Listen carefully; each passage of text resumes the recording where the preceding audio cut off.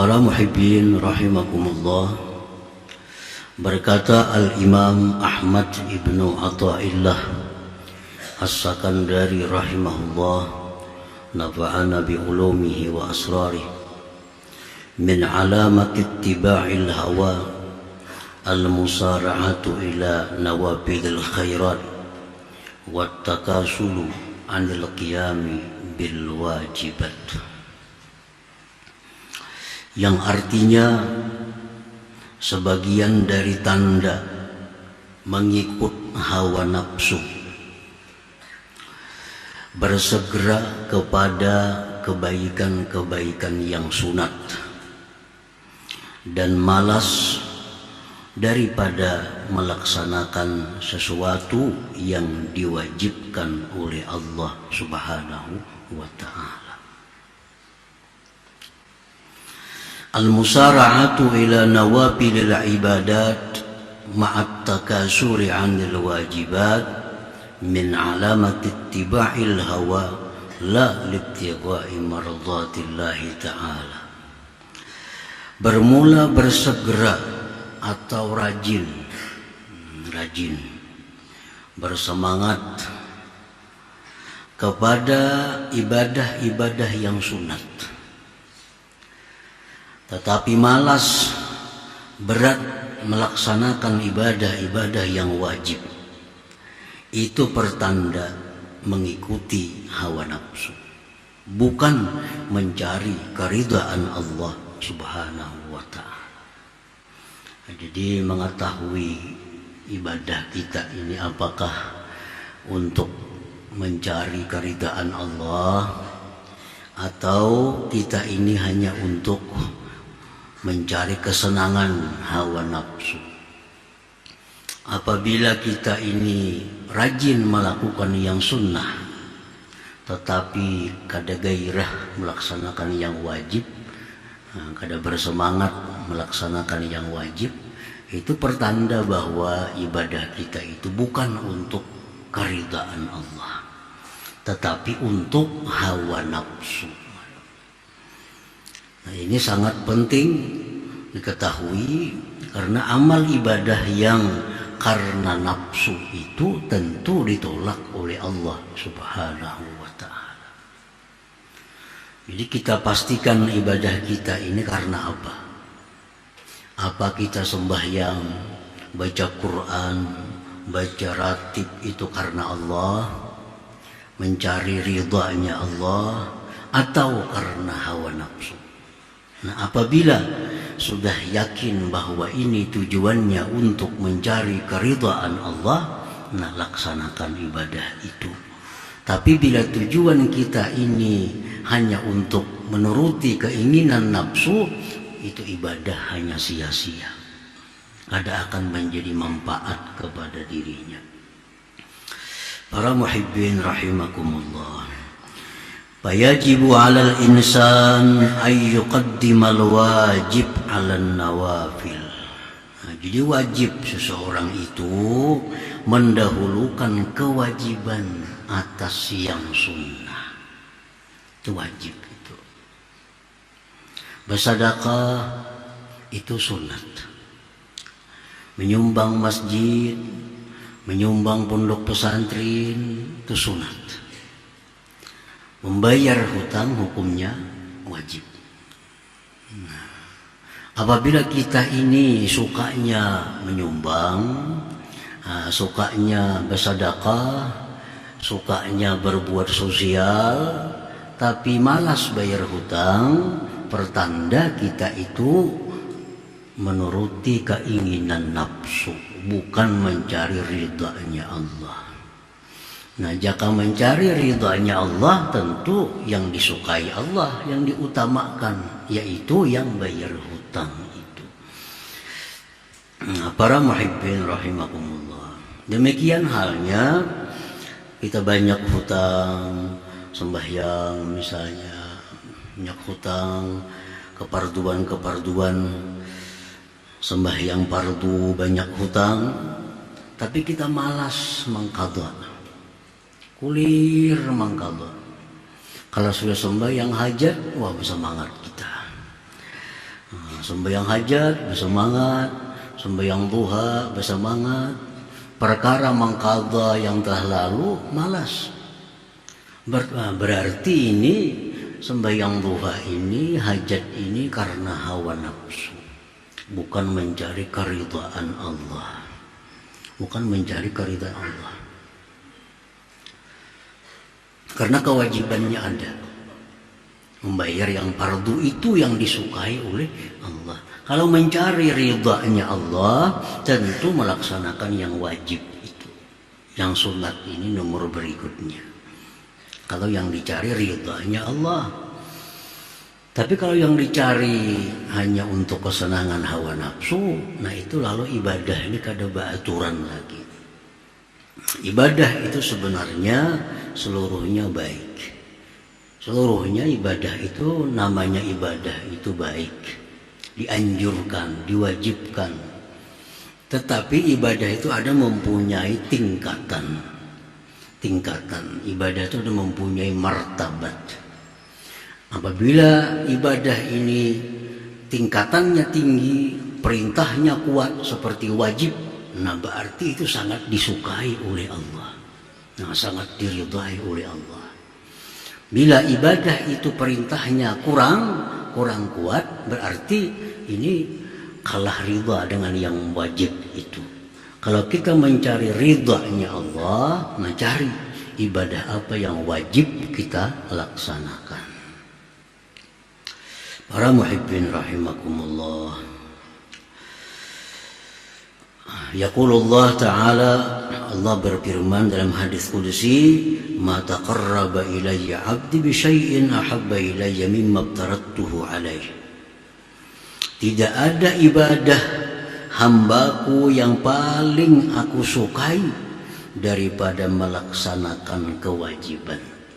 Nah, ibadah kita yang paling disukai Allah itu melaksanakan kewajiban. Itu yang paling disukai oleh Allah, paling diridhai oleh Allah. Jadi kalau kita mencari ridhanya Allah, nah laksanakan kewajiban. Kewajiban sembahyang sudah selesai, ayo hendak sunat.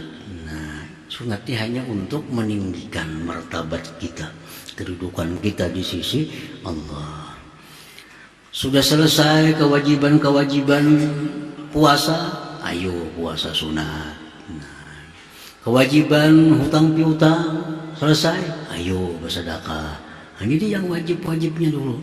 Jangan melangkah-langkah. Karena ibadah itu ada tertib, ada susunannya. Mana ibadah yang kita dahulukan, nah, mana ibadah yang nomor 2, nomor 3 selanjutnya. Sya'nun nafsi ayyasqula 'alaiha al-wajib li musyarakati nas laha bih. Iz jullun nas yaf'aluna fala yadhharu laha maziyatun 'ala ghairiha wa hiya abadan tuhibbul khususiyah. Nafsu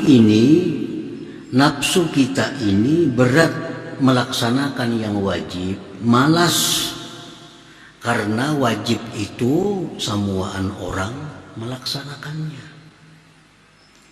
Semuaan orang melaksanakannya.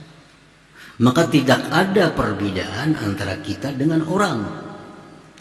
Sedangkan nafsu ini menyukai kelebihan dari orang lain. Mun aku nang pardu kayak orang semuaan bepardu juga. Lalu hendak melayani pada orang. Hendak mencari ketinggian pada orang. Lalu nafsu ini ketujuh yang sunat. Mun aku bayar hutang, siapa yang memuji? Aku ini bayar hutang, siapa yang memuji? Kada ada memujinya, bayar hutang. Tapi kalau aku menyumbang sana sini, banyak yang memuji aku. Itu kada banyak yang simpati. Sosialnya tinggi. Kalau aku bayar hutang 20 miliar bayar hutang, kan ada yang memujinya orang. Coba kalau bersedekah 1 miliar aja, wah saling banyakkan pujian-pujiannya. Nah itu yang dikehendaki nafsu, bukan yang diridhai oleh Allah Subhanahu wa ta'ala. Mangkada sembahyang fardu sak malaman suntuk, siapa yang memuji? Ini banyak utangnya, baca aja yang fardu dikagak semalaman. Coba kalau sampai yang sunat 1000 rakaat semalaman, wah banyak nang memuji. Terus sampai yang sunat ya tahan 1000 rakaat semalaman. Padahal utang fardu sering banyakan lagi. Kenapa malas? Mengkagak yang fardu kan dipuji orang. Tapi kalau kita melaksanakan sembahyang sunat, nah itu dipuji orang. Sanggup sembahyang 1000 rakaat semalaman, disambat orang. Kalau kita mengkata yang fardu berapa ribu rakaat, siapa ada memuji kadada. Nah oleh karena itu nafsu pada ketujuh itu, nafsu ini mencari pujian-pujian dari manusia ini. Nah para muhibbin rahimakum, ini pedoman kita beramal, pedoman kita beribadah. Jadi kalau semua ibadah itu baik kan, ada aturannya. Kadang-kadang ibadah justru hanya menyusahkan tanpa ada faidah, tanpa ada pahala. Yaitu ya kayak tadi.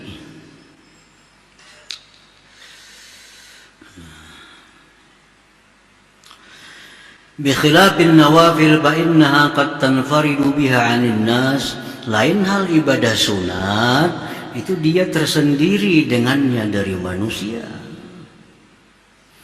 Imma li talabil madhi wassana, ada kalanya dia mencari pujian, atau talabil ujur, atau mencari pahala. Nawahadha minal huzuzin nafsiyah, ini adalah bagian-bagian nafsu. Qala Ibrahim al-Khawwas, inna Allah la yaqbalu min amilin amala illa bisidqi wa isabatil haqq. Sesungguhnya Allah tidak menerima satu amalan dari orang yang beramal kecuali dengan benar dan tepat sasarannya. Tadi ibadah kita ini hanya diterima oleh Allah kalau sudah benar dan tepat, isabatil haqq.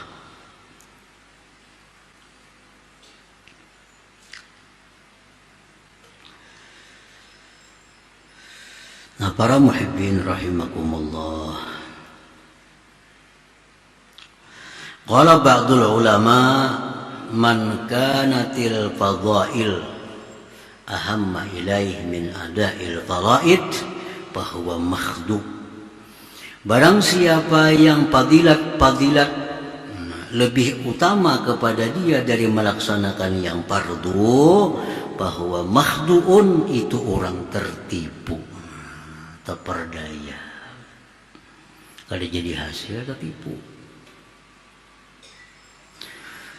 Tara minhum man syaghala bi nawafil al-qiyam was-siyam wal-hajj wal-umrati kull 'am wa ma ashbaha dhalik wa huwa ghairu mutadarik lima fata minhum min al-wajibat wa la mutahallilin lima lazima zimmatahum min al-zalamati wat-tabi'at wa ma dhaka illa li annahum la yabtaghuna mardatillah bal yattabi'una hawa nufusihim.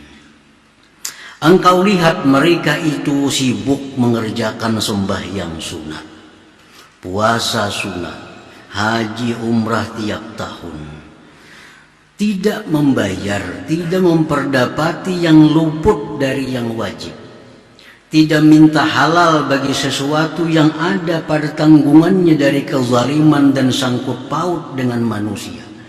Tidak adalah yang demikian itu, karena mereka itu tidak menuntut keridaan Tuhan, tetapi hanya mengikuti hawa nafsu mereka itu. Kalau kita merasa menzalim orang, ya, menzalim orang, apa amaliyah yang paling disukai Allah bagi kita? Mengembalikan kezaliman itu.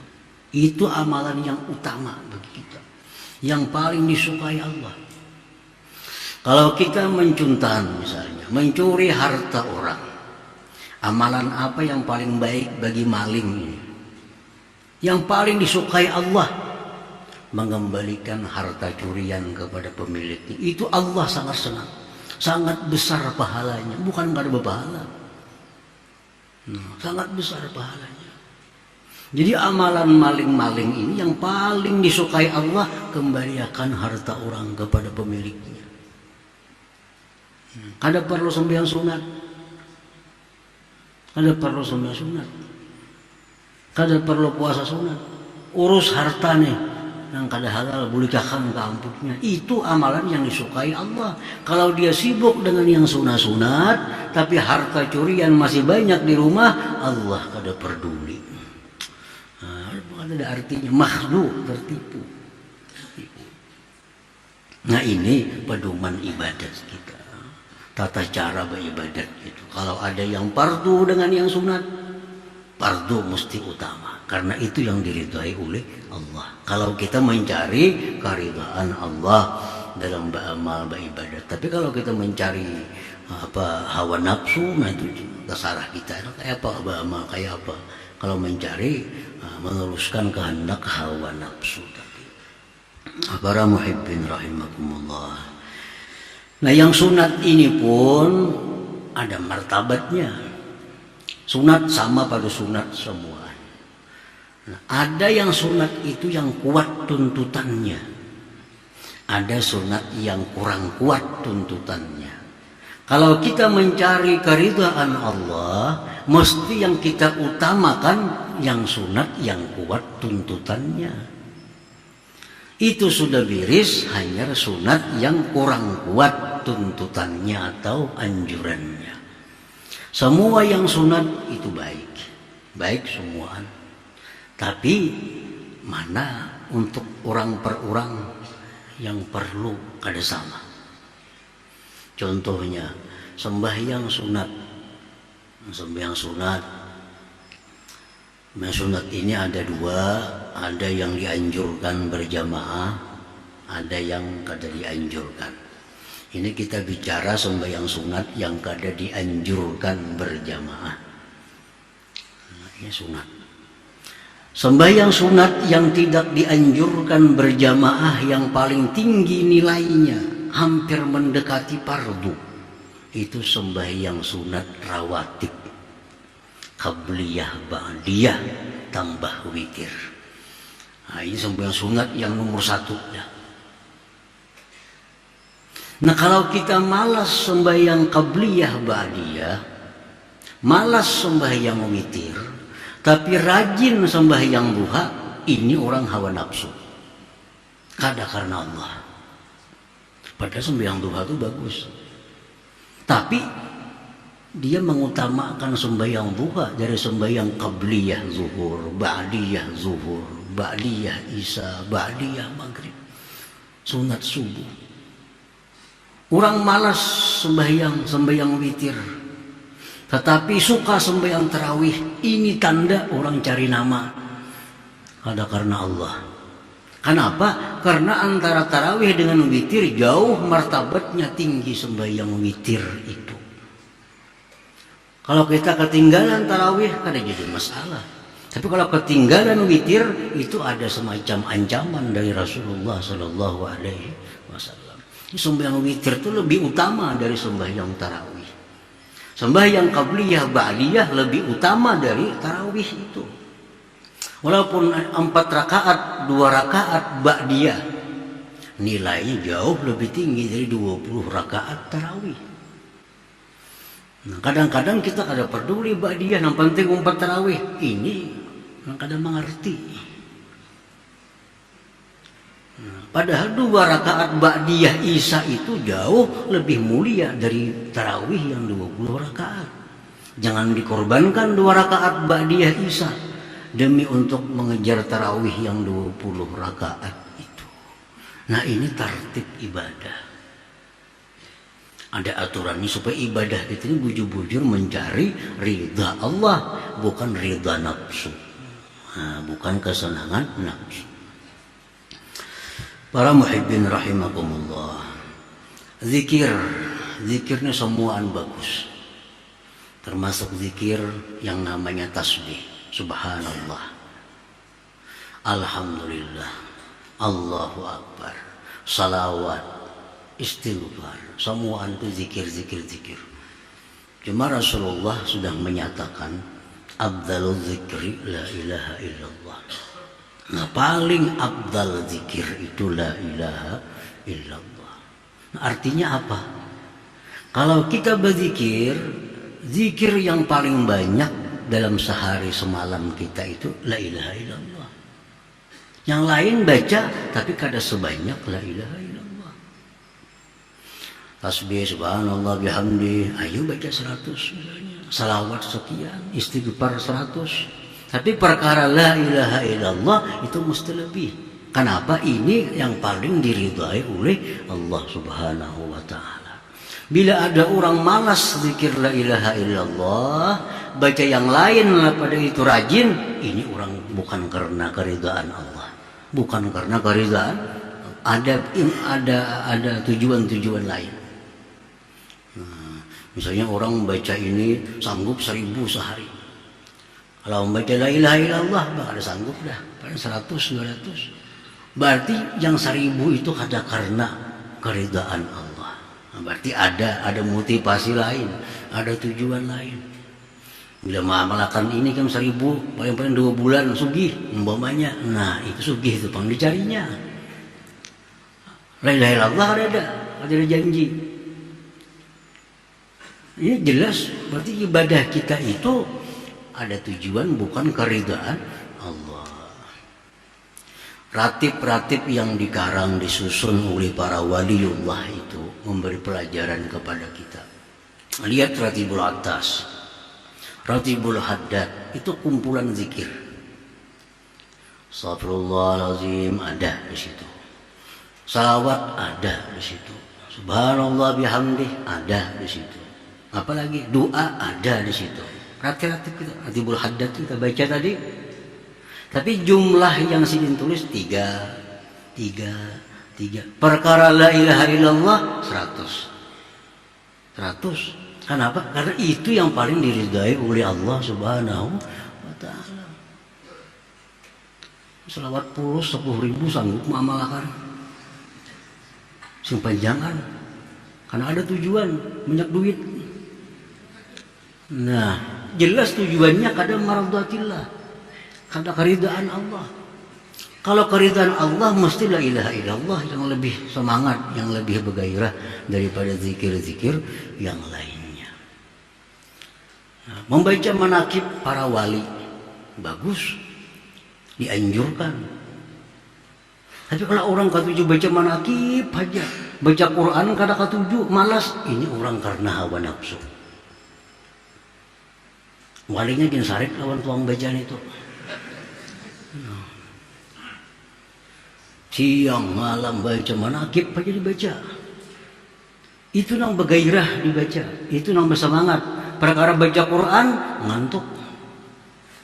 Berarti baca manakib ini kadang mencari keridhaan Allah. Ada motivasi lain. Ada motivasi lain. Jakanya karena keridhaan Allah pasti dia lebih utama membaca Al-Quranul Karim. Karena itu kalamullah yang lebih abdal daripada kalam siapa juga pun. Tapi kada keridhaan Tuhan yang dicari. Nah jadi setiap kali amaliyah yang kita bersemangat, padahal amaliyah itu punya posisi yang rendah martabat, sedangkan kita malas amaliyah yang justru lebih diridai oleh Allah, berarti itu ibadah kita adalah hawa nafsu. Setiap yang hawa nafsu itu mardudah indallah, ditolak di sisi Allah Subhanahu wa ta'ala. Nah jadi ini hikam yang keberapa 193 ini pedoman kita menyusun wirid, menyusun ibadah, menyusun bacaan, apa yang terbaik yang kita lakukan, apa yang nomor 2, apa yang nomor 3, supaya ibadah kita itu semata-mata mencari keridhaan Allah Subhanahu wa ta'ala. Dan bagi orang-orang yang beribadah mencari keridhaan Allah, jangan khawatir kalau dapat surga. Jangan khawatir. Jangan khawatir bakal sempit rezekinya. Jangan khawatir. Kalau kita sudah dapat keridhaan Allah, surga pasti dapat.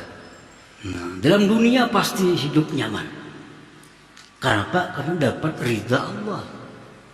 Kalau kita mencari surga, belum tentu dapat mardatillah itu. Kalau kita beribadah mencari rezeki, Ibadah supaya rezeki luas belum tentu dapat ridha Allah. Tapi kalau kita ibadah ini fokus untuk ridha Allah, surga dapat, neraka selamat, rezeki pun diberi Allah luas di alam dunia ini. Kenapa? Karena yang kita tuju itu yang paling tinggi, mardhatillah. Ya kayak istilah orang dahulu, kalau kita menanam padi, rumput kada perlu ditanam. Nah, rumput tumbuhan. Kita menanam padi, rumput tumbuhan. Tanam aja rumput, kada bakal tumbuh padi. Itu rumput nak tanami aja. Hadang aja padi, kada bakal dapat. Kenapa? Nang kita tanamnya rendah. Kalau kita tanam padi, otomatis macam-macam rumput tumbuhan. Itulah ibadah kita. Kalau mencari ridha Allah, surga dapat, hidup dalam dunia dijamin oleh Allah, segala macam kebahagiaan dapat, asal ibadah kita ini mencari ridhanya Allah. Nah, cara mencari ibadah yang ridha Allah macam apa? Ketahui dulu martabat ibadah yang mana yang paling diridhai oleh Allah Subhanahu wa ta'ala. Nah, jadi ini intisari daripada hikmah yang ke-193 ini merupakan pedoman kita beribadah, supaya dengan ibadah itu kita mendapat keridhaan Allah Subhanahu wa ta'ala, yang otomatis dapat kebaikan dunia dan akhiratnya, walaupun kadang kita maksud dalam ibadah